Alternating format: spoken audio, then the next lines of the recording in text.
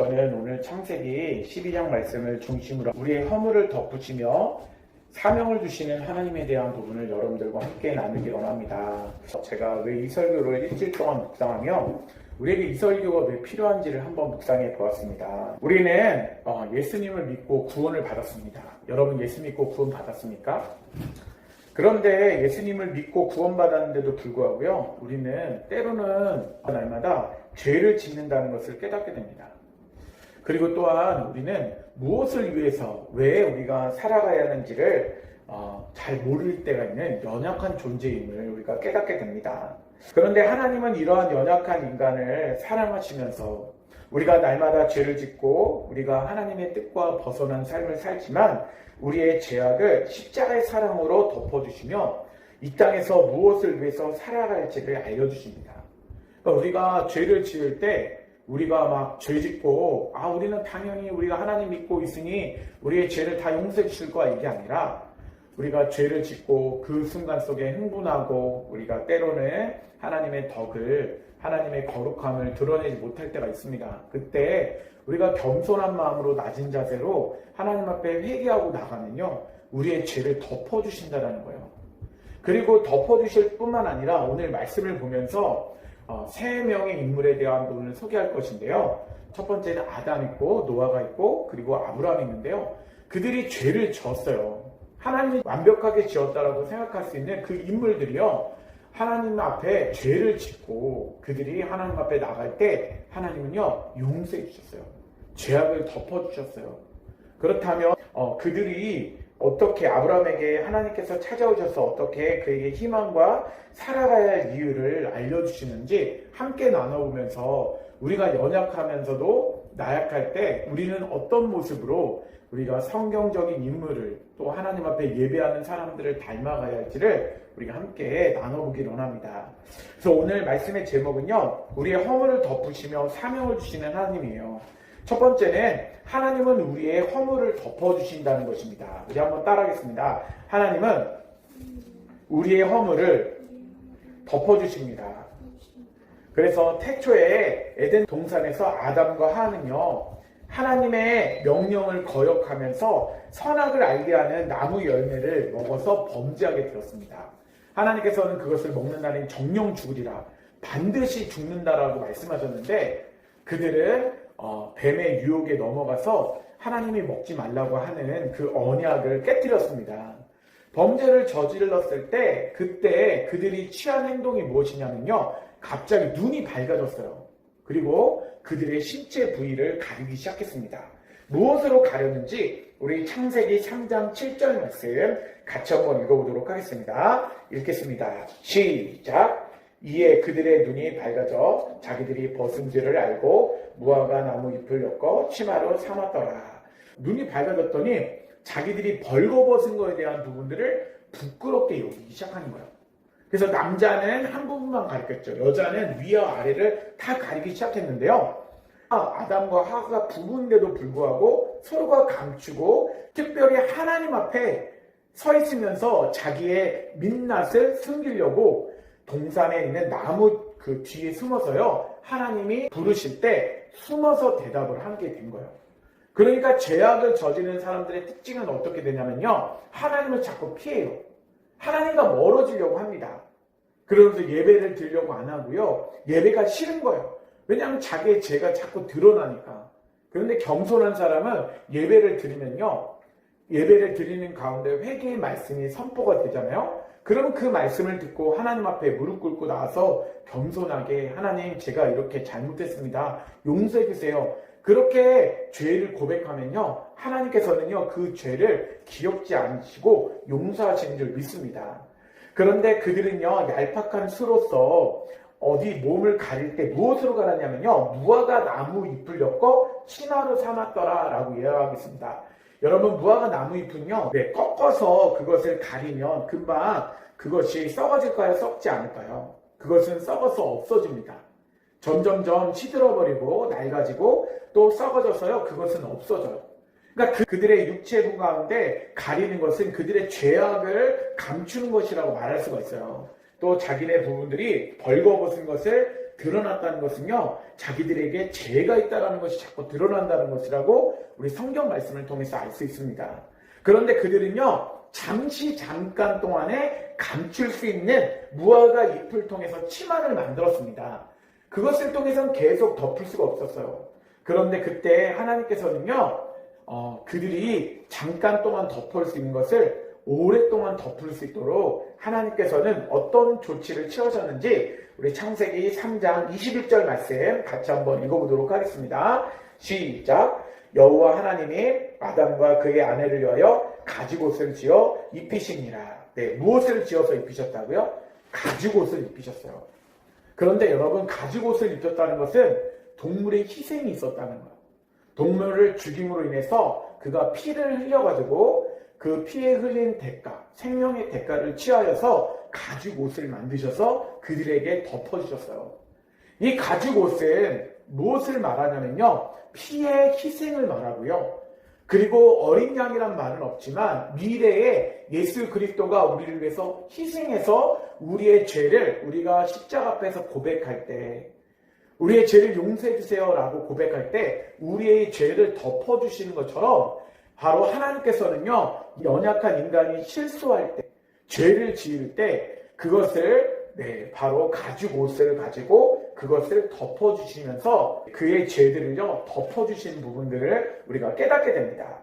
죄로 인해 반드시 죽을 수밖에 없는 인간을 대신하여 무고한 짐승의 피를 흘리는 희생을 치름으로써 그들의 죄와 허물을 덮어주신 구속의 역사의 첫걸음이 바로 시작되는 것입니다. 지금 이 순간 속에 아담과 하는 잘 모르지만 먼 미래에 예수님께서 원복음을 통해서 그 여자의 그 발꿈치를 상하게 만들면서 물어서 상하게 만들면서 예수님께서 우리를 위해서 대신 십자가에 지시면서 우리를 위해서 상처 입으시고 우리를 위해서 창과 방패에 창에 찔리시는 그런 어려움을 겪으시는, 죽음을 겪는 그런 부분들을 덮어주시는 것을 과거에서 미래로 바라보게 하신다는 것을 우리가 깨닫게 됩니다.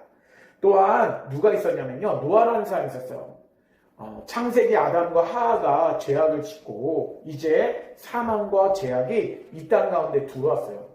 그래서 사람들은요, 하나님 앞에 죄를 짓는 것에 대한 부분에서 그들 가운데 회개하는 마음도 없었어요. 하나님 앞에 죄의식도 없었습니다. 그래서 하나님께서는 한탄하시긴 하는데요, 그때 하나님께서 어떻게 그들을 용서하시고 그들의 죄를 덮으시는지 우리 말씀 가운데 읽어보기로 합니다. 우리 창세기 6장 5절과 7장 23절 우리 연달아서 같이 읽어보도록 하겠습니다. 읽겠습니다. 시작.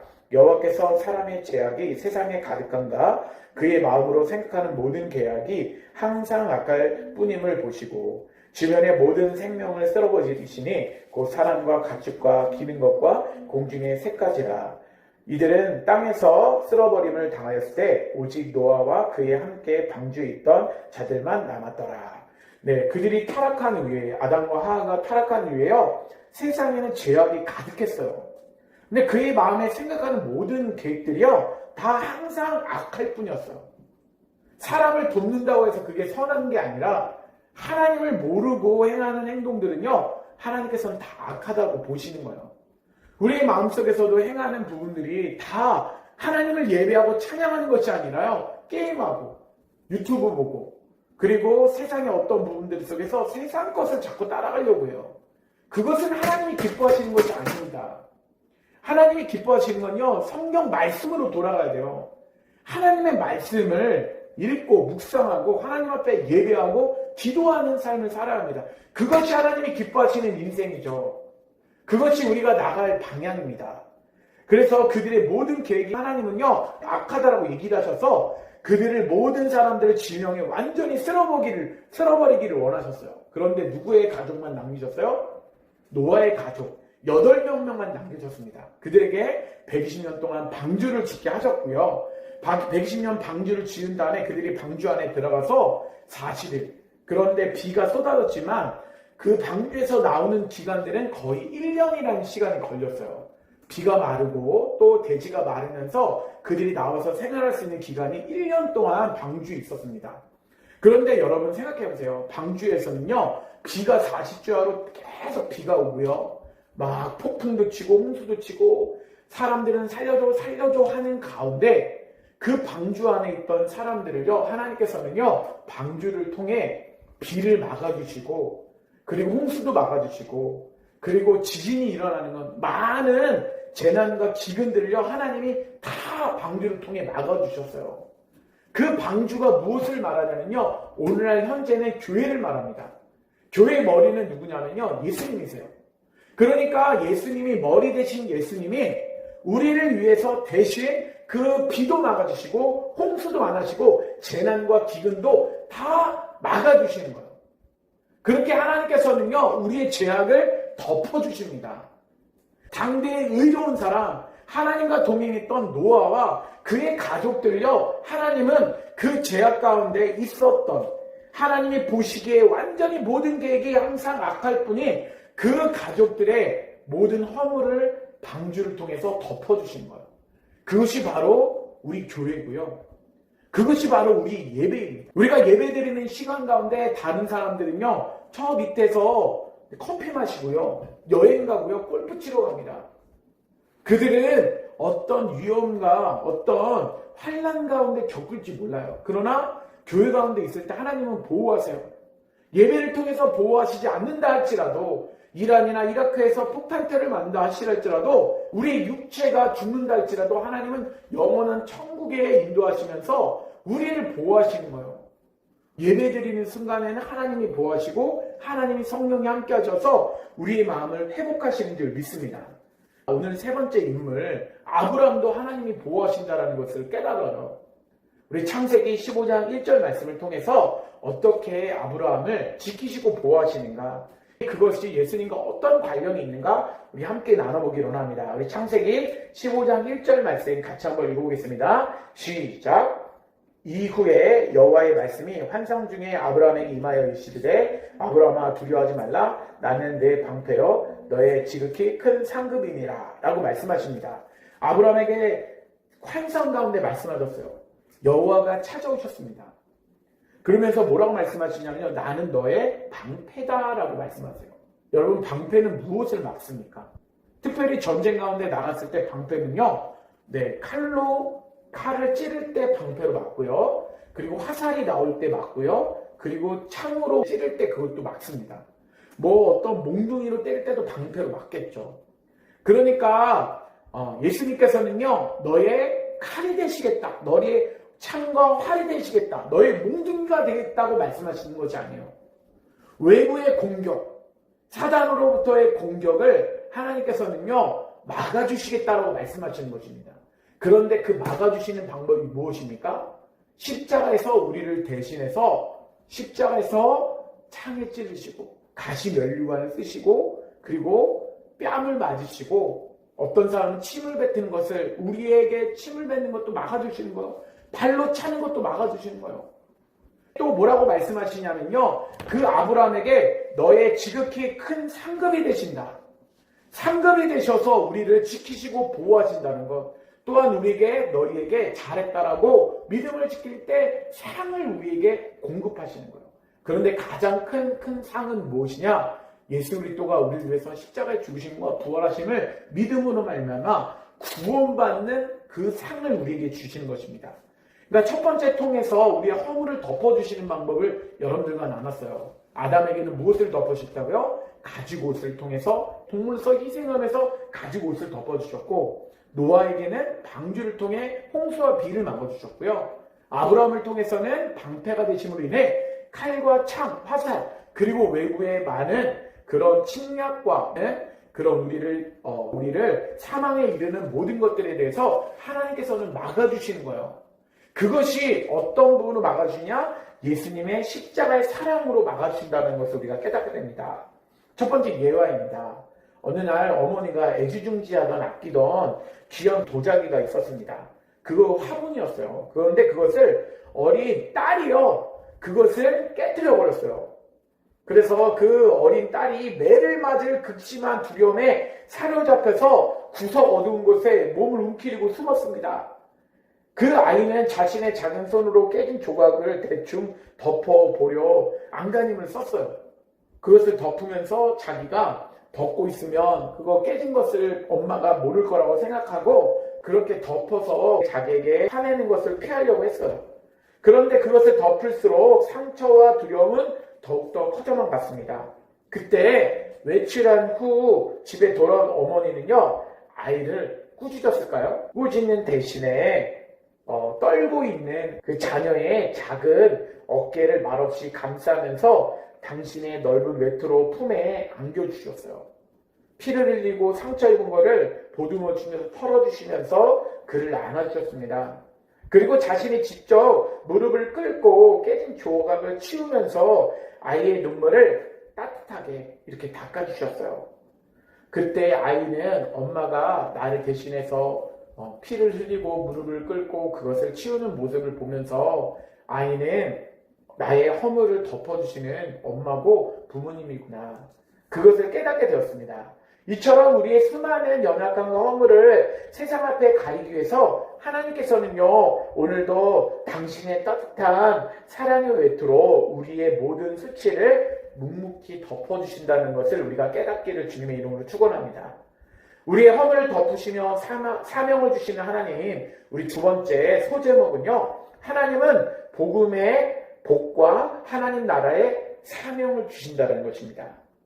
아담과 하와 이후에 타락하여서 우리가 연약하게 살았던 사람들, 그들에게 하나님이 찾아오셨어요. 특별히 이스라엘의 조상이었던 아브라함에게 찾아오셨어요. 무엇을 위해 살아갈지 모르고 어떻게 살아갈지 모르고 어떤 목표를 가지고 살아갈지 모르는 그 연약한 인간 가운데 하나님이 찾아오셔서 부르시고 그에게 사명을 주신다는 것을 우리가 깨닫게 됩니다. 우리 창세기 12장 3절 말씀 같이 한번 읽어보도록 하겠습니다. 아브라함에게 찾아오셔서 어떤 말씀을 하셨는지 우리 창세기 12장 3절 읽겠습니다. 시작! 너를 축복하는 자에게는 내가 복을 내리고 너를 저주하는 자에게는 내가 저주하리니 땅의 모든 족속이 너로 말미암아 복을 얻을 것이니라 하신지라 라고 말씀하셨어요. 원래 1절부터 3절까지 7개의 축복을 더해 주시는데요. 저는 길지 않도록 3절 말씀만 준비하겠습니다. 아브라함에게 연약한 가운데 찾아오셔서 아브라함아 부르시고요. 그에게 말씀하세요. 너는 네 본토의 집, 네가 익숙한 것을 떠나라. 그리고 내가 지시할 땅으로 가라 라고 하실 때 아브라함은 그 말씀에 순종하였어요. 그때 아브라함에게 이런 축복을 하셨어요. 아브라함아, 땅의 모든 족속이 너로 말미암아 복을 얻을 것이라 라고 말씀하셨습니다. 우리 한번 따라하겠습니다. 땅의 모든 족속이 너로 말미암아 복을 얻을 것이라. 그러니까 아브라함, 연약한 아브라함, 어떻게 살아갈지 모르고 무엇을 위해 살아갈지 모르는 아브라함을 부르셨어요. 하나님이 먼저 찾아오셨다는 것입니다. 그에게 말씀하시는 거예요. 모든 족속이 너로 말미암아 복을 얻을 것이다. 그러면 여기서 복이 무엇일까? 모든 족속이 누굴 통해 복을 얻는다? 아브라함 통해 복을 얻는데요. 아브라함이 받은 복을요, 누가 받게 되냐면 그의 이스라엘 백성들이 다 그 복을 받게 돼요. 그리고 그의 후손 유대인도 받게 되고요. 그로 말미암아 땅의 모든 족속이 우리도 아브라함의 자손이 되어서 복을 받게 된다는 거예요. 그러면 아브라함이 받았던 그 복은 무엇이냐? 그것은 어떻게 받았느냐? 무엇을 통해서 받을 수 있었느냐? 이 말씀을 갈라디아서 3장 8절과 14절 말씀 가운데 하고 있습니다. 우리 갈라디아서 3장 8절과 14절 말씀, 아브라함이 받은 것이 무엇인가? 그리고 그것을 어떻게 받았는가? 우리가 함께 읽어보도록 하겠습니다. 읽겠습니다. 시작! 또 하나님이 이방을 믿음으로 말미암아 의로 정할 것을 성경이 미리 알고 먼저 아브라함에게 복음을 전하되 모든 이방인이 너로 말미암아 복을 받으리라 하였느니라. 이는 그리스도 예수 안에서 아브라함의 복이 이방인에게 미치게 하고 또 우리로 하여금 믿음으로 말미암아 성령의 약속을 받게 하려 함이라. 갈라디아 3장 8절 말씀에 보면요, 이방인이 너로 말미암아 복을 받을 것이다. 그런데 아브라함에게 먼저 무엇을 받았어요? 아브라함이 받은 복이 있었어요. 그것이 뭐냐면요, 복음입니다. 아브라함은 무엇을 받았다고요? 복음을 받았어요. 그래서 우리 개혁주의와 우리 개신교는 복음을 무엇이라 정리를 하냐면요, 우리 한번 따라하겠습니다. 예수님이 나를 위해서 십자가에 죽으심과 부활하심이 복음이다. 그러니까 다른 말이 아니에요. 물론 예수님이 이 땅 가운데 오셔서 공생애와 모든 사역, 그리고 십자가와 부활, 승천, 그리고 다시 재림하시는 것도 복음이지만요. 특별히 개신교에서는 우리를 위해서 예수님이 십자가의 죽으심과 부활하심을 뭐라고 얘기한다고요? 복음이라고 얘기를 하는 거예요. 그러니까 아브라함이 무엇을 먼저 받았냐면요. 복음을 받았대요. 그런데 그 복음은 무엇을 통해서 받았냐면요. 갈라디아서 3장 14절에 아브라함이 복이 이방인에게 미치는데 또 그 미친 복이 뭐냐? 우리로 하여금 믿음으로 말미암아 성령의 약속을 받게 하려고 합니다. 그러니까 성령의 약속을 통해서 그 뭐를 받을 수 있다? 복음을 받을 수 있는 거예요. 그러니까 요한복음에서도 15장 26절에도 어떤 부분이냐면요. 보혜사 성령님은 나를 가르쳐 주십니다. 요한복음 14장 26절에도요. 보혜사 성령님은 내가 가르친 것을 너에게 가르쳐 주실 뿐만 아니라 너에게 모든 것을 가르쳐 준대요. 그러니까 보혜사 성령님은 어떤 분이시냐면요. 예수 그리스도를 알려주시는 분이세요. 그러니까 성령의 약속, 성령님을 통해서 복음, 예수님이 우리를 위해서 십자가의 죽으심과 부활하심을요. 바로 아브라함이 그 복음을 받은 거예요. 미래에 오실 예수 그리스도를 바라보면서 그는 그 복음을 받았다는 것입니다. 그렇다면 그 복음을 언제 받았는가? 우리가 창세기 22장 13절과 14절 말씀 같이 한번 읽어보도록 하겠습니다.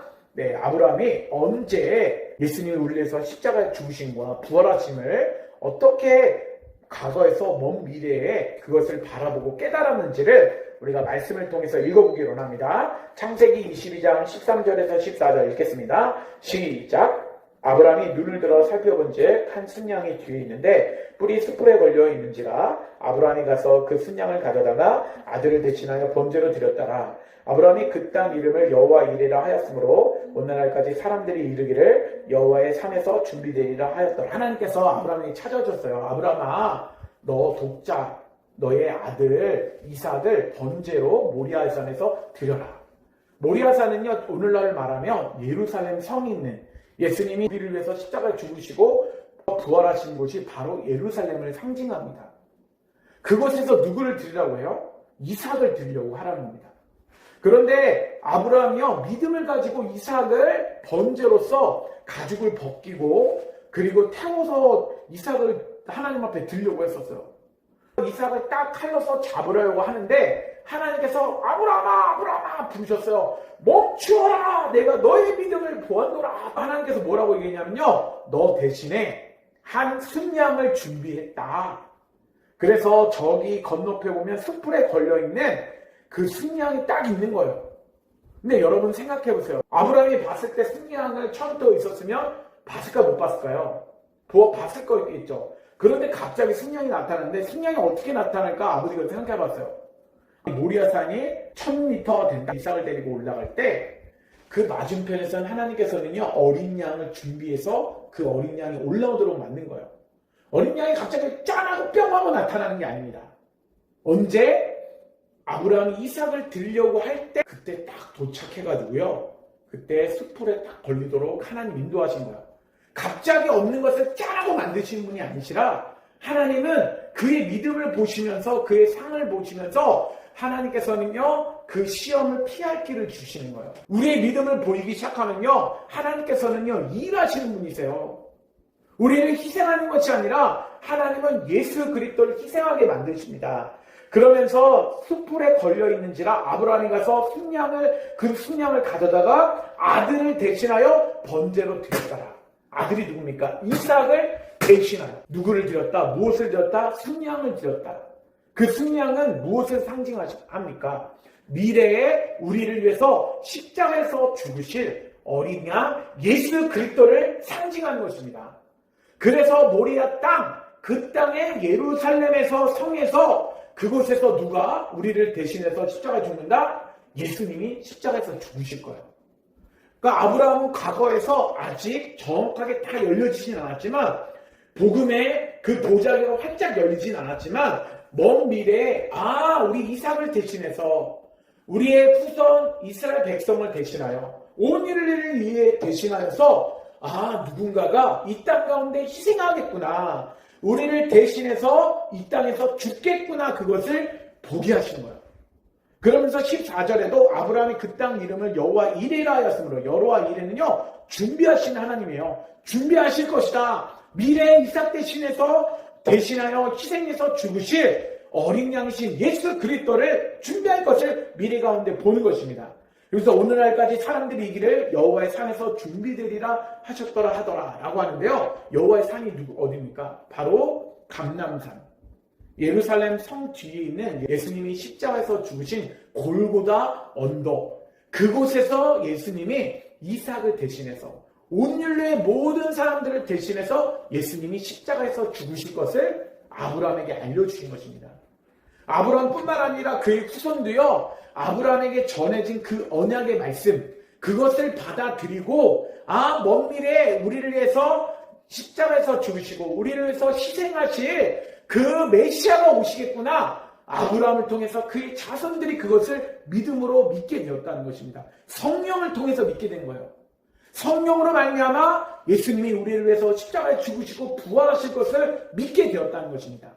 그래서 십자가의 죽음은 무엇을 대신해서 이삭을 대신해서 어린 양이 이 땅 가운데 드려질 것을 과거에서 미래를 바라보며 아브라함은 순양을 번제로 드렸다는 것입니다.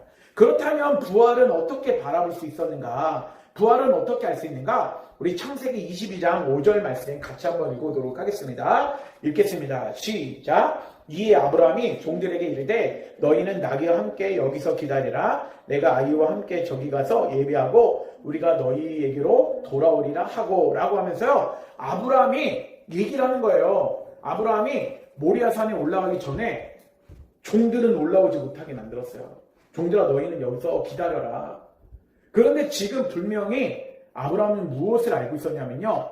이삭을 번제로 드린다라는 것을 알고 있었어요. 그럼 이삭은 죽게 되는 거예요. 그런데 아브라함은요. 종들에게 얘기합니다. 이삭이 죽지 않을 거야. 내가 아이와 함께 저기 가서 우리가 함께 예배하고 우리가 너희에게로 돌아오리라 라는 것을 알고 있었다는 거예요. 그러니까 아브라함의 믿음에는 뭐가 있었냐면요. 하나님께서는 내가 독자 이삭 한 명밖에 없는 100세에 낳은 아들을 죽이지 않으실 거야. 분명히 죽여도 다시 살리시고 죽이면 하나님은 대신해서 무엇을 준비해 주실 거야. 하나님은 그런 분이셔. 하나님은 인간을 죽이시는 분이 아니셔라는 믿음의 확신이 있었어요. 그런데 이삭은요. 그곳에서 죽게 되는 겁니다. 물론 대신해서 어린 양이신 예수 그리스도가 미래 오신 예수 그리스도가 죽게 되지만 그는 죽음을 맞이하게 되는 거예요. 그러나 예수님이 그를 위해서 대신해서 희생함으로 말미암아 죽지 않게 되고 다시 살아남을 그는 경험하게 되는 것입니다. 이삭은 자기가 번제로 드려야 되지만 예수님이 십자가에서 죽으심으로 말미암아 우리를 살리신다는 것을 깨닫게 돼요. 그러니까 예수님이 먼 미래에 십자가 죽으셨다가 3일 만에 부활하신 것처럼 바로 이삭도요 나중에 어떻게 된다? 죽게 될 것인데 그 이후에 다시 돌아오게 된다. 죽음을 맞이하지만 다시 살아나게 된 것을 했지만 그런 말씀을 이 가운데 부활에 대한 부분도 다시 우리에게 말씀하신 줄 믿습니다. 예수님이 대신 죽음으로 말미암아 이삭이 살아나는 것. 그를 통해서 먼 미래에서는 예수님이 첫 열매, 부활의 첫 열매가 되시지만 예수님처럼 우리도 부활하게 될 것이라는 그 부분을 깨닫게 되는 것입니다. 그래서 예수님은요, 하나님은 이렇게 말씀하시는 거예요. 그에게 너로 말미암아 모든 민족이 복을 받으리라. 성령을 통해서 예수님이 십자가 죽으심과 부활하심에 대한 그 복음에 대한 메시지를 받고요. 너는 복이 근원이 될 것이다. 너로 말미암아 너의 후손을 말미암아 유대인을 통해서 베드로, 바울과 많은 사람 통해서 많은 사람들이 복을 받을 거야. 너는 그 축복의 통로가 될 거야. 라고 하면서 사명을 주시는 거예요. 그것을 자손들에게 흘려보내는 사명. 자손들에게 신앙을 전수하는 그 사명을 하나님께서는 아브라함에게 주신 것입니다. 세 번째, 전체 제목은요. 우리의 허물을 덮으시며 사명을 주시는 하나님이신데 허물을 덮으셨어요. 아담에게는 가죽옷, 노아에게는 방주, 그리고 아브라함에게는 방패가 되셨고요. 그리고 그에게 사명을 주시는 건 뭐냐면 아브라함에게 무슨 사명을 주셨어요? 예수님이 너희 위해서 십자가에 죽으신 것과 부활하심에 대한 사명을 아브라함이 주셔서 너는 복의 근원이 될 거고 너는 창대하게 될 거야. 너는 어디를 가든지 너를 축복하는 자는 축복을 주고 너를 저주하는 자에게는 저주를 내릴 거야. 이런 축복들과 사명을 주셨어요. 그러니까 우리는 마지막으로 무엇을 해야 하냐면요, 사명 있는 자로 예수 그리스도의 십자가의 사랑과 부활의 은혜를 증거하는 삶을 살아야 할 줄 믿습니다. 우리 베드로전서 2장 24절 말씀 같이 한번 읽어보도록 하겠습니다. 시작. 친히 나무에 달려 그 몸으로 우리 죄를 담당하였으니 이는 우리로 죄에 대하여 죽고 의에 대하여 살게 하려 하심이라. 그가 채찍에 맞음으로 너희는 나음을 얻었나니. 여러분, 예수님이 우리를 위해서 우리의 죄를 담당하기 위해서 십자가에서 죽으셨어요. 우리의 죄에 대해서 우리는 예수님을 인하여서 예수님 믿을 때 우리의 죄가 없어지는 것, 죽게 되는 거예요. 우리의 죄가 완전히 사라지는 것입니다. 의에 대해서 살아나서 우리가 하나님의 자녀가 되는 권세를 우리에게 주십니다. 어떤 일이? 그가 채찍에 맞음으로 너희는 남을 받았다. 우리는요, 우리 자신이 스스로가 무엇을 해서 의롭게 될 수가 없습니다. 죄를 해결할 수가 없습니다. 오직 예수 그리스도의 십자가의 사랑, 부활의 은혜만이 우리를 살리시고 우리의 죄를 용서하시고 우리를 다시 살리시는 줄 믿습니다. 또한 히브리서 10장 10절 말씀에 우리를 어떻게 우리를 구원하셨는지, 우리가 어떻게 이제는 제사를 드릴 수 있는지 이 부분을 함께 나누기로 합니다. 히브리서 10장 10절 말씀 같이 읽겠습니다. 시작. 이 뜻을 따라 예수 그리스도의 몸을 단번에 드심으로 말미암아 우리가 거룩함을 얻었노라. 여러분, 예수 그리스도가 우리를 위해서 단번에 십자가에서 죽으셨어요. 그런데 단번에 죽으심으로 말미암아 우리에게 어떤 부분을 해결해 주시냐면요, 구약의 백성들은 날마다 죄를 지을 때마다 제물을 바쳐가지고 성전에 들어가서 성막에 들어가서 죄에 대한 것을 회개하고 용서를 받았어야 돼요. 여러분 생각해보세요. 맨날 죄를 지을 때마다 어떤 그 쌀을 제공하거나 비둘기를 바치거나 양과 소와 염소를 바치거나 많은 것들을 바치러 맨날 간다고 생각해봤어요. 그리고 그것을 제사장이 잡아요? 아니면 어린 양을 그 죄를 지은 사람이 잡습니까? 죄를 지은 사람이 잡아요. 어린 양을 목을 딸 때도 죄를 지은 사람이 목을 따요. 그럼 피가 다 튑니다. 피가 튀는 거는요, 빨 수도 없어요. 그리고 그것을 날마다 죄를 지을 때마다 성전에 들어가면 돈은 언제 벌고 언제 자녀들을 먹여 살고 교육은 언제 하고 또 하나님 앞에 예배하며 기도하는 것은 언제 하겠습니까? 그러니까 하나님께서는요, 단번에 해결해 주심으로 말미암아 우리에게 무엇을 주셨냐면요, 예배와 회개 기도를 주셨어요. 우리가 죄를 지을 때 하나님 앞에 예배드리고 회개하잖아요. 그리고 회개 기도를 드릴 때 아담이 지었던 원죄를요, 하나님 저희들 용서해 주시고 제가 십자가 앞에서 회개합니다. 저희 죄를 용서해 주세요. 겸손한 마음으로 제물을 드리는 것이 아니라 회개 기도를 드릴 때 하나님께서는요, 어느 곳에서 회개를 하는지 단번에 우리 죄를 용서하신 것처럼 그 죄를 용서해 주시는 거예요. 우리의 원죄는 단번에 용서를 받은 것입니다. 그런데 우리가 부활도 경험할 수 있는 것은 뭐냐면요, 예수님이 십자가 지셨다가 부활하셨대요. 이로 말미암아 우리가 거룩함을 얻었습니다. 여러분, 예수님 부활했다는 건 뭐냐면 예수님이 천년매로 부활하심을 경험하셨지만, 그런데 그의 십자가의 그 부활은요, 우리에게 죽음에 대한 두려움이 사라지도록 만듭니다. 우리는 앞으로 죽으면 어떻게 될까 염려하는 것이 아니라 부활을 통하여 하나님의 자녀로서 천국에서 영원토록 하나님과 동행하며 살아갈 수 있는 거예요. 여러분, 내가 죽음에 대한 것을 두려워하지 않고 살면요, 이 땅 가운데서 나는 하나님의 영광을 위하여 살 수 있습니다. 그런데 그 하나님의 영광을 위하여 사는 삶은 어떤 삶이냐? 거룩한 삶은 어떻게 사는 것이냐? 하나님을 예배하는 삶이고요, 전도하는 삶이에요. 하나님을 사랑하고 내 이웃을 내 이웃과 같이 사랑하는 거예요. 하나님을 사랑하는 것은 예배입니다. 하나님 앞에 기도하는 거예요. 나는 하나님의 자녀로 살아나 주신 거 감사합니다. 하나님을 찬양하고 예배합니다. 그러면 하나님을 사랑하는 것이 됩니다. 내 이웃을 내 몸같이 사랑하는 것은요, 그들에게 예수님의 희생과 사랑을 보여주는 것이지만 그 희생과 사랑을 보여줄 때 예수님의 십자가의 사랑이 드러나는 거예요.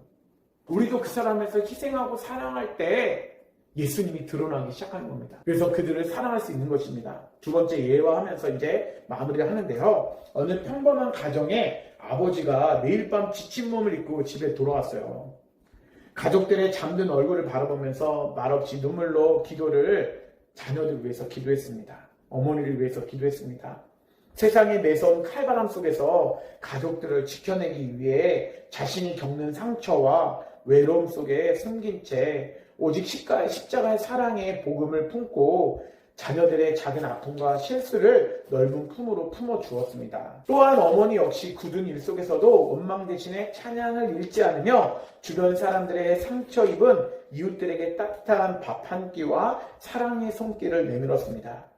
그 부모의 눈물 어린 희생과 실생활 속에서 성님을 지켜보며 자란 자녀들은요, 마침내 세상에 줄 수 없는 진정한 사랑의 소중함을 깨닫기 시작했습니다. 그래서 만나면서 아픈 이들에게 복음을 전하는 사명을 자녀들도 품게 되었고요. 그 길을 함께 걸어가게 되었습니다. 이처럼 하나님은 우리의 가장 가까운 가정과 일상의 자리에서부터 십자가의 희생과 복음을 꽃피우며 세상의 복의 근원으로 살아가도록 우리를 지금도 신실하게 붙들고 계십니다. 여러분, 오늘 말씀을 기억하십시오. 하나님은 우리가 죄를 지을 때, 우리가 회개하고 나아갈 때 우리의 허물을 덮어주십니다. 또한 우리에게 사명을 주시면서 십자가의 사랑과 부활의 은혜를 전해라. 그런데 너희가 예수님처럼 희생하면서 사랑하면서 너희가 덜 입고 덜 먹고 그리고 그들을 위해서 더 나눠주면서 하나님의 사랑을 보여주어라. 그렇게 우리에게 말씀하신 줄 믿습니다. 우리의 삶의 적용, 우리 세 가지 읽고 마치겠습니다. 첫째 하면 읽겠습니다. 네, 첫째 하면 읽겠습니다. 오늘 말씀을 잘 생각하면서 읽었으면 좋겠습니다. 삶의 적용. 첫째, 우리의 연약함과 수많은 허물을 친히 덮어주신 십자가의 은혜를 날마다 감격으로 묵상합시다. 둘째, 예수 그리스도께서 우리를 위해 방패가 되어 막아주신 그 사랑을 기억하며 이웃의 아픔을 넓게 품어줍시다. 셋째, 실생활 속에서 복음의 복을 기쁨으로 나누며 하나님 나라의 신실한 사명자로 헌신합시다. 네, 오늘 마태복음 22장 15절에서 22절 말씀을 통해서 세상의 올무와 시험을 분별하며 오직 하나님께 온전히 올려드립시다 라는 제목으로 여러분들과 말씀을 나누기로 합니다. 오늘 이 말씀을 여러분 왜 준비했냐면요, 우리에게 여러분 마음에 들지 않는 사람들이 있습니다. 네, 수민이 마음에 들지 않는 사람들이 있어요. 학교에서나 삶에 살면서. 그럴 때 어떻게 행동을 합니까? 마음에 들지 않는 사람이 있으면요, 나와 친한 사람에게 쫓아가가지고요, 마음에 안 드는 사람을 험담을 합니다. 그래서 내 편만 들기를 하죠. 그렇죠. 그런데 그것이 너무 잦아지고 사람을 험담하는 것들이 계속 많아지잖아요. 그런데 어느 순간에 보면 나랑 친했던 사람이 갑자기 나를 떠나잖아요. 그리고 내가 친했던 사람, 내가 불편했던 사람이 같이 둘이서 친하게 되면 그 사람들이 편을 먹고서요, 나를 공격할 때가 있어요. 덫을 치고 올무를 이렇게 쳐가지고요, 친구들과 연합해서 야, 쟤는 맨날 우리 험담하고 우리 욕했어. 또 어떤 거는요, 나의 단점을 내 친했던 친구가 잘 알았기 때문에 내가 좋아하지 않았던 사람과 연합해가지고요, 나를 공격하고 그럴 때가 있다는. 그렇다면 이렇게 나를 굉장히 싫어하는 사람들이 처음에는 나에게 굉장히 칭찬하는 것 같지만 나에게 올무를 주고 덫을 주며 나를 시험하는 상황이 왔을 때 우리는 어떻게 행동을 해야 하는가, 이런 부분들을 오늘 일주일 동안 한번 생각해 보았습니다. 그때 세상의 질서 속에서 살아갈 때 우리는 참된 소속이 어디 있는지를 명확히 알고 행동해야 합니다. 사람들과의 관계 속에서 지혜롭게 대처하되 우리의 영혼과 삶은 온전히 하나님께 바치는 거룩한 균형감을 가지고 예수님께서 행하신 지혜의 말씀을 의지하며 이 시대를 살아갈 줄 믿습니다. 그러니까 예수님이 우리를 위해서 십자가에 죽으신 사랑, 그 사랑도 의지하지만 예수님이 3년 4개월 동안의 공생애를 어떻게 사셨는지를 연구하면서 우리에게 올무가 찾아올 때, 시험이 찾아올 때 그것을 어떻게 이겨낼 수 있는지를 오늘 함께 말씀을 통해서 나눠보기로 합니다. 세상의 올무와 시험을 분별하며 오직 하나님께 온전히 올려드립시다 라는 제목인데요. 첫 번째는요, 말의 올무와 아첨을 분별하여 대처해야 합니다. 여러분, 나를 해치려고 하는 사람들은요, 올무는 덫인데요, 토끼나 그 짐승을 잡을 때 덫 같은 걸 치잖아요. 그러니까 그것을 쳐가지고 먹을 것을 거기다가 집어넣고서 뭔가를 좋은 걸, 유익을 거기다 집어넣고서 다가가잖아요. 그러면 그것을 먹는 순간에 덫에 딱 걸려서 붙잡혀서 완전히 내 몸은 상하게 되는 것이에요. 그것을 누구와 연합해가지고 예수님을 올무를 쳤냐면요, 오늘 바리새인들과 헤롯 당원이 올무를 쳤습니다. 마태복음 22장 15절에서 16절 말씀 같이 한번 읽겠습니다. 시작. 이에 바리새인들이 가서 어떻게 하면 예수를 말의 올무에 걸리게 할까 상의하고 자기 제자들을 헤롯 당원들과 함께 예수께 보내어 말하되, 선생님이여, 우리가 아노니 당신은 참되고 진리로 하나님의 도를 가르치시며 아무도 꺼리는 일이 없으시니 이는 사람을 외모로 보지 아니하심이니이다 라고 말한 거예요. 여러분, 바리새인들은요, 어떤 사람들이냐면요, 하나님의 말씀을 연구하는 사람들이에요. 그것을 깊이 연구하고 하나님의 말씀대로 거룩하게 살아보려고 했던 사람들이 바리새인들이었어요. 그런데 그들이 문제가 뭐냐면 율법주의가 문제였어요. 왜 그러냐면 하나님의 말씀은 다른 사람을 판단하는 기준이 되면 안 되는데요, 율법주의라는 것은 자기가 하나님의 말씀 위에 인간의 생각과 인간의 도덕 같은 것들을 첨가해가지고요, 사람들이 잘못한 것을 지적하고 공격하는 게 율법주의가 된 거예요. 하나님의 말씀은 하나님을 사랑하고 이웃을 내 몸과 같이 사랑하는 것이 하나님의 뜻인데, 어느 순간 속에 거룩하게 살아가지만 칭찬하는 경우도 있지만 오히려 사람들을 정죄하고 사람들을 판단하는 때가 많았었어요. 그런데 그들이 누구와 연합을 하냐면요, 헤롯 당원들과 함께 예수께 보내어 말하되 라고 이야기를 하고 있어요. 그러니까 지금 대제사장이요, 바리새인들과 헤롯 당원들을 함께 보내서 예수의 말에 올무에 걸리게 하고자 상의했던 거예요. 그런데 여러분, 바리새인하고 헤롯 당원은요, 함께 할 수 있는 관계가 아니었습니다. 왜냐하면 바리새인들은요, 하나님의 말씀대로 살아갔고 반로마주의를 갖고 있었어요. 왜 그러냐면 로마가 점령을 했잖아요. 근데 바리새인들은요, 하나님의 백성인데 너희가 우리를 어떻게 침략하느냐, 하나님이 너희를 심판하실 것이다 라고 주장했던 사람들입니다. 또한 바리새인들은요, 로마가 심한 많은 세금을 내게 할 때 그것에 대해서 굉장히 반대했던 사람들이었어요. 그리고 바리새인들은요, 반로마주의적인 부분들을 갖고 있었습니다. 그런데 헤롯 대왕들은 어떤 사람들이었냐면요, 친로마 정책을 펴고 있었어요.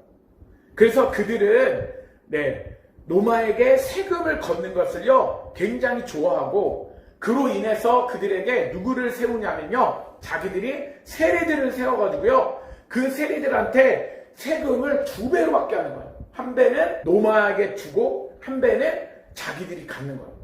그러면서 헤롯 당원들이 부자가 되는 거예요. 그러니까 로마의 그 침략을 통해서 오히려 유대인들을 괴롭게 하는 사람들이 누구였냐면요, 헤롯 당원이었습니다. 그런데 그들은요, 하나 될 수가 없는 거예요. 그런데 오늘 하나가 되었습니다. 왜 하나가 될 수 있었을까요? 지금 누구를 해치려고? 예수님을 하나가 되었습니다. 예수님을 올무에 걸리게 하고자 하나가 되었다는 것입니다. 악한 존재들은요, 자기보다 선한 사람이 나타나면 올무를 치게 돼 있어요. 그러니까 우리가 사회생활을 하다가 보면 우리가 친했던 사람이 갑자기 우리와 반대돼가지고 나한테 덫을 치고 나를 공격하는 사람들이 있다는 것입니다. 예수님을 왜 바리새인과 헤롯 당원들이 싫어했을까요? 예수님이 성전에 들어가서 어떻게 하셨어요? 성전 정화 사건을 하셨어요. 성전을 거룩하게 만드셨어요. 이것은 만민이 기도하는 집이다 라고 말씀하시면서요, 성전에서 장사하는 사람들요, 그 장사하는 그것을 다 뒤집어 엎고요, 자기 허리띠에 띠를 딱 풀러가지고 사람들을 막 칙칙칙하고 사람들한테 막 이것은 잘못되었다 라고 하면서 다 뒤집어 엎었어요. 바리새인도 그것을 되게 싫어했어요. 헤롯 대왕은 너무나 싫어했겠죠. 왜 싫어했겠어요? 헤롯 왕은 그 성전세를 통해서 그곳에서 제사 제물을 사는 거를 가지고 그곳에서 이득을 많이 취했어요. 그런데 자기 이득이 끊어지잖아요. 그러니까 예수님을 적대적인 관계로서 그를 우리가 가만두어서는 안 된다는 마음이 헤롯 왕들한테 있었어요. 근데 예수님이 잘못된 행동을 했을까요? 아니죠. 예수님은 하나님의 뜻대로 성전을 깨끗하게 만드시려고 했던 것이죠. 그런데 또 바리새인들이 예수님을 싫어했던 이유는 무엇일까요? 예수님이 사람들을 이렇게 다니면서요, 사람들의 병도 고치고 귀신도 내어찍고요, 죽은 자도 세우는 거예요. 하나님의 말씀대로 살아가는 거예요. 그랬더니 바리새인들이 굉장히 불편하고 부담스러운 거예요. 왜 그러냐면 자기를 따르던 백성들이 누구를 따라다녀요? 이제는 예수님을 따라다니는 거예요. 자기들은 로마에 반대하면서도 핍박 속에서도 백성들이 자기의 편을 들어주어서 자기들은 큰 힘을 얻어가지고요, 로마들이 사람들이 함부로 할 수 없도록 그렇게 만들었는데 갑자기 백성들이 예수님을 따르면요, 자기의 실권을 잃어버리게 되었다는 것입니다. 그래서 인기몰이하던 사람들이요, 예수님한테 인기몰이가 된 거예요. 그리고 또한 바리새인들이 예수님을 미워했던 이유 중에 뭐냐면요, 예수님이 자꾸 나는 하나님의 아들이다. 그리고 또한 어떤 말씀을 하시냐면 나는 하나님이다. 하나님께서 나를 보내셨다. 라고 말씀하시는 거예요. 유대인들은 유일신상을 믿고 있었어요. 특별히 바리새인들은요, 유일신상을 믿으면서 하나님밖에 없다라고 생각하는데 어떻게 하나님이 인간의 몸을 입고 이 땅 가운데 오느냐, 그것을 생각하지 못하고 있던 것입니다. 그래서 예수님을 신성모독죄로 고소하면서 예수님을 굉장히 싫어했어요. 그러니까 그들이요, 서로가 어떻게 되냐면요, 서로가 연합하면서 예수님을 탄압하고 올무로써 예수님을 해치려고 했던 것입니다. 그런데 그들이 찾아오는 것들을 봐보세요. 16절에 제가 한번 읽어보도록 하겠습니다. 중간인데요. 헤롯 대왕과 바리새인, 헤롯 당원과 바리새인들이 찾아와서 예수님한테 어떤 말을 하는가, 올무를 치게 하고 예수님을 시험에 들게 만들려고 하는데 이런 이야기를 해요. 선생님이요, 우리가 아노니 당신은 참되시고 진리로 하나님의 도를 가르치시며 아무도 꺼리는 일이 없으시니 이는 사람을 외모로 보지 아니하심입니다. 예수님을 어떻게 말해요? 참되십니다. 진리이십니다. 하나님의 도를 바르게 가르치십니다. 아무 꺼리낌도 없습니다. 외모로 사람을 보지 않습니다. 막 칭찬을 하고 있는 거예요. 여러분, 바리새인들과 헤롯 왕이 굉장히 지금 기분 나쁜 상태인데 예수님을 왜 칭찬했을까요? 반어법도 있죠. 그런데 여러분, 반어법을 쓰는데 이 사람들이 어떤 분야면 시험에 올무에 걸리게 하는 방법이에요. 여러분, 칭찬하는 사람을 조심해야 합니다. 엄마가 딸을 칭찬하는 걸 말하는 게 아니에요. 여러분들과 많은 세월을 함께 보내지 않았는데 갑자기 찾아와서 당신 굉장히 좋다라고 제가 소문 들었어요. 이런 사람들 조심해야 돼요. 왜 그러냐면요, 이 반어법을 쓰고 또 곁에 있지 않았지만 이렇게 칭찬하는 이유는요, 예수님의 긴장을 풀어주는 거예요. 아하, 그렇지. 바리새인들과 헤롯 당원도 나를 아는구만. 야, 내가 긴장이 풀어지면서 그래, 나는 그런 사람이야 라고 하면서 그를 해이하게 만듭니다. 그런데 해이하게 만들 때 그때 사람들은 실수해요. 사람들이 그러면서 그 질문을 딱 던지려고 그런 정책을 핀 거예요. 그 질문을 꼭 대답하게 하게끔. 근데 사회의 관계가 안 좋으면요, 막 질문하잖아요. 그러면 나는 너하고 관계도 없는데 내가 네 질문을 왜 받아? 그러면서 갈 수가 있어요. 그래서 예수님한테 친한 척하면서 예수님이 빠져날 수 없는 올무, 그 시험을 하려고 바로 시험을 했던 것입니다. 그 시험의 내용이 무엇입니까? 우리 두 번째인데요. 우리 이런 시험들이 찾아올 때 여러분, 이것을 간파하기란 결코 쉽지 않습니다. 평상시 주님과 깊이 교제하며 그분의 음성에 귀 기울이지 않았던 사람들이 교묘하게 찾아와서 예수님을 시험하려고 만듭니다. 결국 주님과의 친밀한 교제만이 이 시대를 분별하는 참된 영적인 분별력을 가질 수 있는 기준이 됨을 여러분 아시길 바랍니다. 여러분, 내 죄를 지적하는 사람들의 소리를 들을 때 여러분 어떻게 반응하십니까? 칭찬을 하면서 야, 너 진짜 예쁘다. 너 공부도 잘할 것 같아. 그런데 알고 보면 친구들 앞에서 그리고 사람들 앞에서 아까 전에 그 내용, 우리가 상의했던 내용들이 아닌데 그거 강의할 때 어디서 얘기했냐고 하면서요, 올무를 우리에게 던질 때가 있어요. 그런데 나는 남을 잡기 위해서 또한 올무를 놓는 사람인지를 한번 생각해 봐야 합니다. 내가 반복적으로 올무를 놓고 친구들과 연합해서 사람들 공격하기 시작하잖아요. 그런데 그 올무 나에게 돌아올 수가 있어요.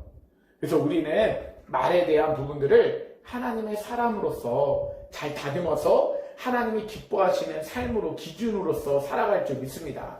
그러면 세상의 올무와 시험을 분별하며 오직 하나님께 온전히 올려드립시다 라는 우리 제목이 있는데요. 그 말씀에 대한 소주제 두 번째 제목은요, 나를 시험에 들게 하는 관계가 무엇인지 정확히 파악하고 대처해야 한다는 것입니다.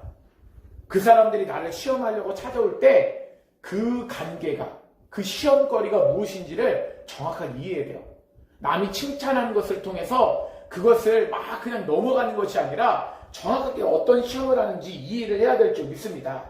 여러분, 우리의 마태복음 22장 17절과 18절 말씀 같이 한번 읽어보도록 하겠습니다. 어떤 시험을 하는지 시작. 그러면 당신의 생각에는 어떠한지 우리에게 이르소서. 가이사에게 세금을 바친 것이 옳으니까 옳지 아니하니까 하니 예수께서 그들의 악함을 아시고 이르시되 외식하는 자들아 어찌하여 나를 시험하느냐 라고 말씀하셨어요.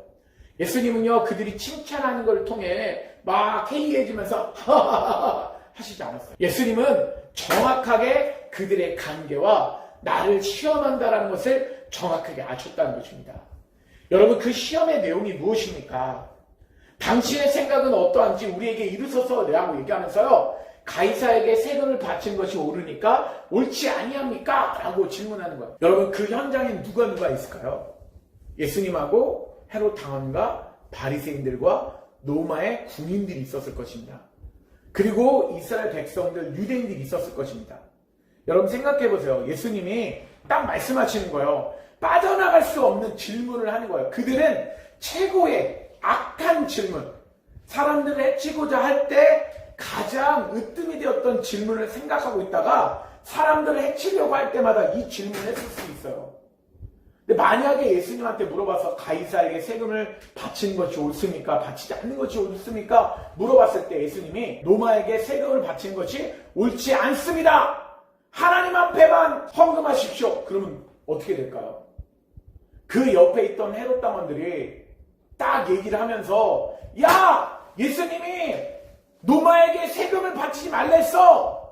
그러면서 그들이 막 고발을 하고 고소를 하면서 저 로마 군인이요! 보시오! 예수님이 세금을 바치지 말라고 했습니다! 라고 하면서 예수님을 잡아갔을 거예요. 그러니까 예수님이 빠져나갈 수 없는 그런 올무와 시험거리를 딱 만들어 놨다는 것입니다. 오늘 시험과 올무에 대한 이야기를 하고 있는데, 그런데 우리가 기억해야 될 건 또 뭐냐면요, 헤롯 당원과 바리새인들을 통해서 세금을 내는 것이 옳습니까? 옳지 않습니까? 그 이야기를 할 때 내지 말라고 했으면 바로 로마 병사들에게 잡혀갔다는 얘기를 했습니다. 그런데 반대로 예수님이 세금을 내라 그러면 어떡할까요? 바리새인들이요, 그 옆에 서 있다가 공격을 했을 거예요. 어떤 공격을 하냐면 예수님이 이방인 나라들 가운데 세금을 내라고 하지 않느냐, 하나님 말씀과 반대되는 행동을 한다라고 하면서 바리새인들이 이스라엘 백성들을 선동해가지고요, 저 사람을 따르면 안 됩니다. 저 사람은 친로마적인 생각을 갖고 있고 세금을 내라고 말합니다 라고 하면서요, 예수님을 따르던 백성들을 따르지 못하게 만들려고 하는 올무와 시험이었어요. 예수님은 두 가지 중에 한 가지도 잘못 대답하면요, 큰일 나는 그런 상황이 되고 말았습니다. 그런데 여러분 기억해 보십시오. 그렇다면 우리가 이 부분을 말씀을 기억하면서요, 때로는 우리가 예수님을 진실하게 믿으며 자녀들 모두도 신앙생활을 잘하고 공부도 언제나 1등을 하며 좋은 곳에 쉽게 취직할 수 있는 만사 형통을 할 수 있다고 생각을 합니다. 그런데 여러분, 사람들이 우리에게 올무로써 시험을 통해서 공격할 때가 있어요. 그런데 우리가 기억해야 할 것은요, 만사형통하고 잘 되는 것만이 좋은 걸까요? 그렇지 않아요. 시험과 걱정과 고난과 역경을 통해서요, 때로는 그것을 통해 우리가 그것을 극복하며 지혜로운 하나님의 말씀을 통해서 지혜를 통해서요, 새롭게 우리가 성장해 나갈 수 있다는 것입니다. 우리가 세상 사람들이 공격을 해도요, 하나님의 말씀대로 그 말씀을 붙잡을 때 삶의 거친 고비마다 벅찬 문제들을 하나씩 믿음으로 풀어가며 우리의 영성이 비로소 깊고 단단하게 성장하게 할 수 있기 때문입니다. 그 눈물의 연단과 기도의 과정을 통해 온 가족이 참된 구원을 이루며 하나님과 놀라운 나라가 우리 가정과 삶 속에서 거룩하게 확정되어 나갈 줄 믿습니다. 그러니까 여러분, 오늘 말씀을 하면서 어떤 얘기를 했냐면요, 세상의 올무와 시험을 분별하며 오직 하나님께 온전히 올려드립시다 라는 이야기를 했어요. 그래서 지금 바리새인들과 헤롯당원이 지금 예수님을 올무에 덫에 놓고 시험하려고 찾아왔습니다. 그런데 예수님은요, 그것을 정확하게 파악을 하셨어요. 그러면서 지혜의 말씀으로 그것을 이겨내면서 하나님께 온전히 올려드리며 하나님께 영광 돌리기 시작했습니다. 우리가 그래서 세 번째는요, 하나님의 말씀으로 세상의 시험을 지혜롭게 이겨냅시다. 우리 한번 따라하겠습니다. 하나님의 말씀으로 세상의 시험을 지혜롭게 이겨냅시다. 그런데 여러분, 예수님이 그렇게 올무와 시험을 통해서 공격하는 바리새인들과 헤롯당원들에게 어떻게 지혜롭게 이겨내셨는지 우리 한번 말씀을 살펴보기로 합니다. 우리 마태복음 22장 19절에서 20절 말씀 같이 읽어보겠습니다. 시작. 세금 낼 돈을 내게 보이라 하시니 데나리온 하나를 가져왔거늘 예수께서 말씀하시되 이 형상과 이 글의 누구의 것이냐 라고 말씀하셨어요. 그런데 여러분, 예수님이요, 얼마나 지혜로우신지 이 19절 말씀을 통해 그 당시 정황에 보면요, 굉장히 예수님이 지혜롭다는 것을 깨닫게 돼요. 왜냐하면 세금 낼 돈을 내게 보이라 하시면서 세금 낼 돈은요, 데나리온이었고요, 하나님 앞에 드리는 재물은 사는 돈은요, 헌금은 세겔이라는 것을 드렸어요. 세겔은 유대인들의 돈이었습니다. 그런데 데나리온은요, 유대인들이 로마에게, 사람들에게 그런 세금을 낼 때 돈이었어요.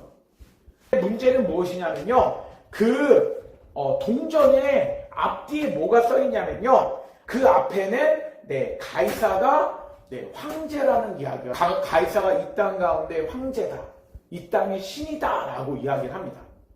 그 뒤편에는 뭐라고 써있냐면요, 가이사가 대제사장이며 이 땅 가운데 화평을 주는 사람이다 라는 것이 뒷면에 써있는 거예요. 한 가지는 뭐가 써있다고요?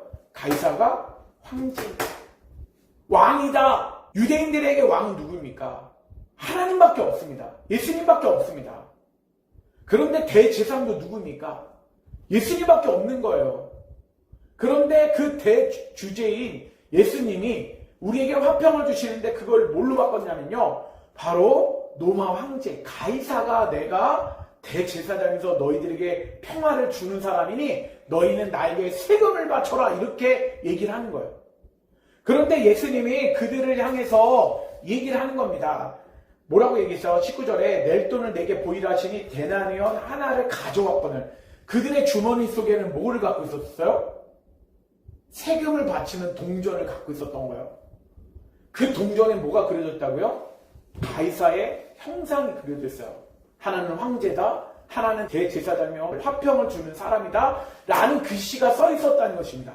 여러분, 우리가 10계명 제2계명을 보면요, 나 위에 다른 우상을 섬기지 말고 형상을 만들지 말라고 말씀하셨어요. 그러니까 예수님은 어떤 지혜로운 말씀하시는 거냐면요, 그들의 주머니 속에 벌써 너희가 하나님의 참되신 하나님을 섬기지 아니하고 우상을, 형상을 가지고 있는 그 동전을 너희들이 갖고 있지 않느냐, 너희들이 지금 죄를 짓고 있다라고 말씀하시는 거예요.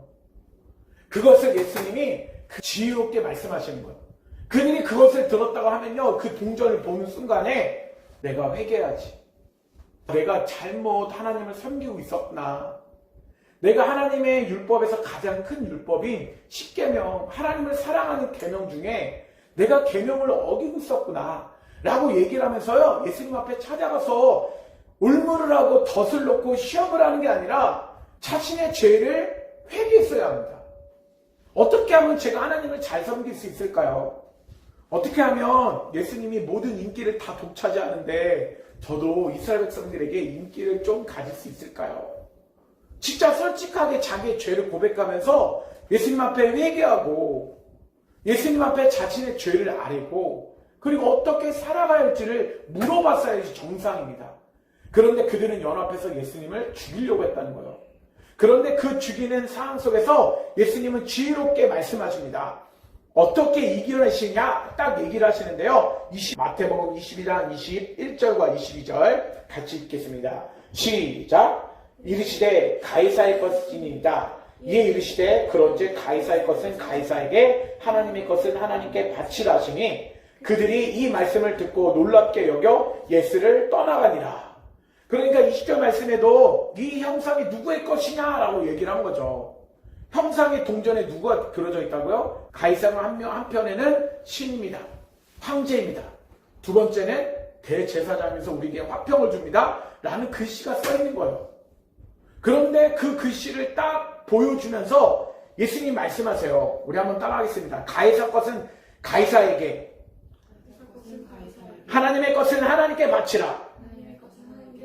그러니까 세상 가운데 가이사라는 황제가 있어요. 그 사람에게 바쳐야 할 세금은 그 사람에게 바쳐야 한다는 것입니다. 여러분, 우리가 따를 때 이 정권이 좌파적인 그 진보적인 색깔을 갖고 있어요.